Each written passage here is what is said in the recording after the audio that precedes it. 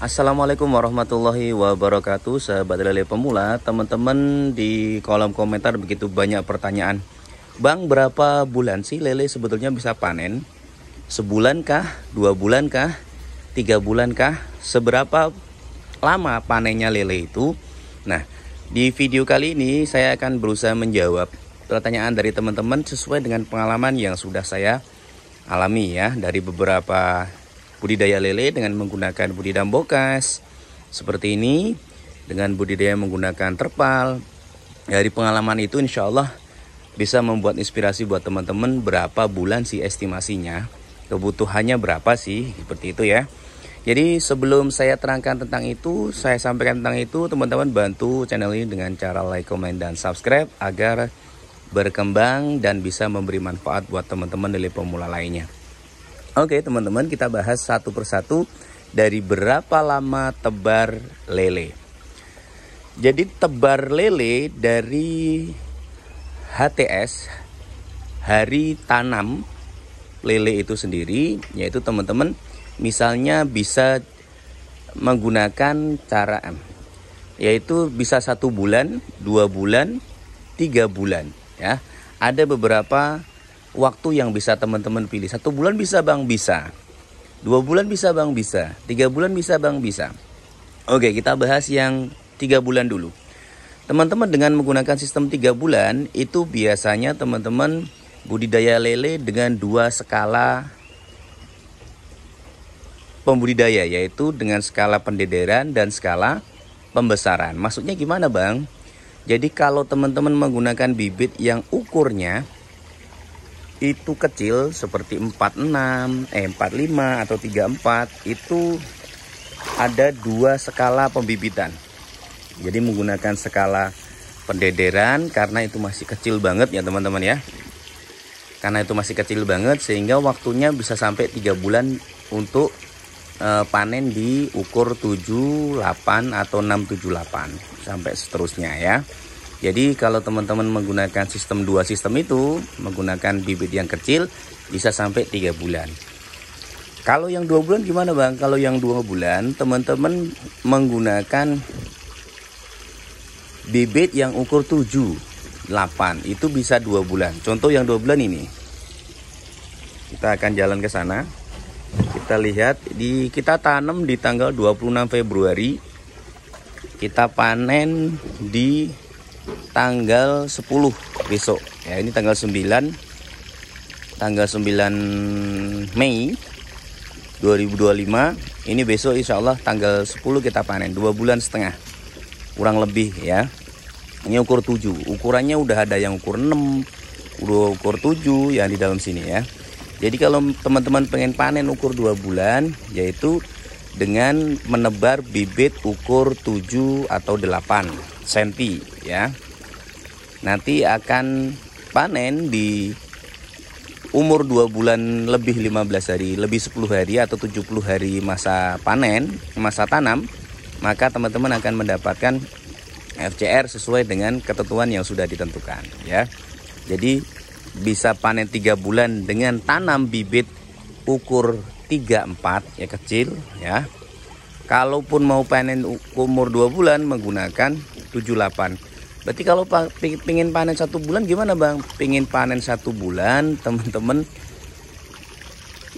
rodok besar biayanya, karena mau beli yang agak gede lah gitu ya. Jadi kalau misalnya pengen panen 1 bulan ya beli yang ukuran gede.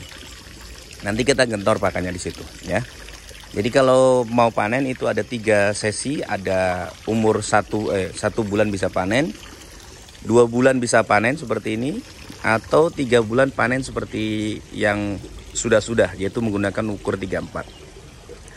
Kemudian faktor-faktor yang bisa mempengaruhi teman-teman bisa panen cepat dan efisien sesuai dengan keinginan yang teman-teman lakukan.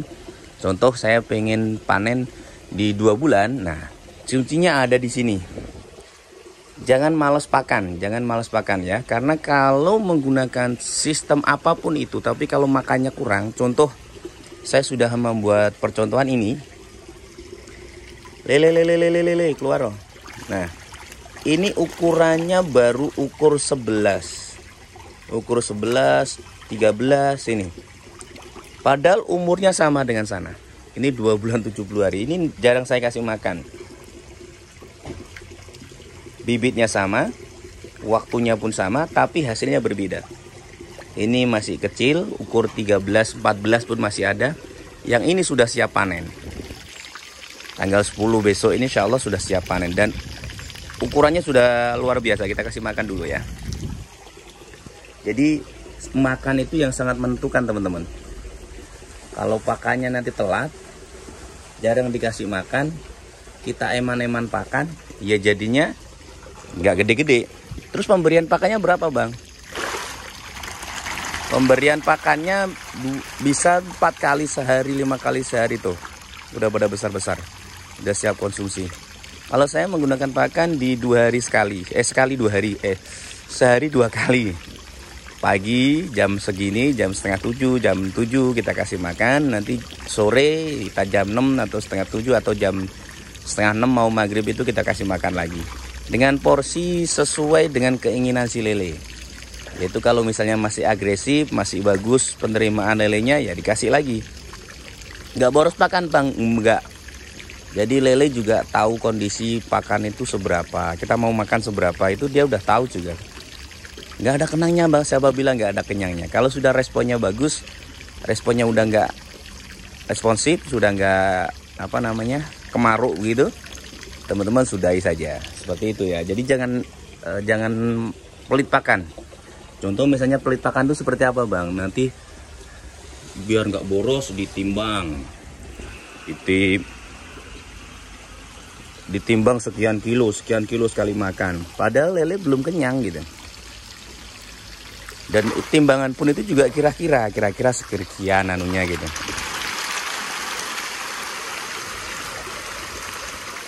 Nah, jadi kalau pemberian pakan itu jangan eman-eman ya. Misalnya jam 6 kita kasih makan gitu kan. Kemudian nanti jam 9 mau kita kasih makan lagi, kasih makan aja nggak apa-apa. Karena si lele itu juga butuh sebetulnya setiap saat. Apalagi dengan sistem seperti ini, dia hanya menggantungkan makanan dari si peletnya. Kalau bioflok mungkin ada lah ya, makanan-makanan alami yang sudah dibuat dari vlognya itu tadi. Jadi seperti itu teman-teman ya. Poinnya di mana? Poinnya ketika teman-teman pengen budidaya lele dengan cepat panen dan hasilnya maksimal ya, poinnya ada di sini. Pakannya jangan pelit-pelit. Kalaupun memberi makan yang royal ya, dia juga akan memberikan hasil daging yang maksimal.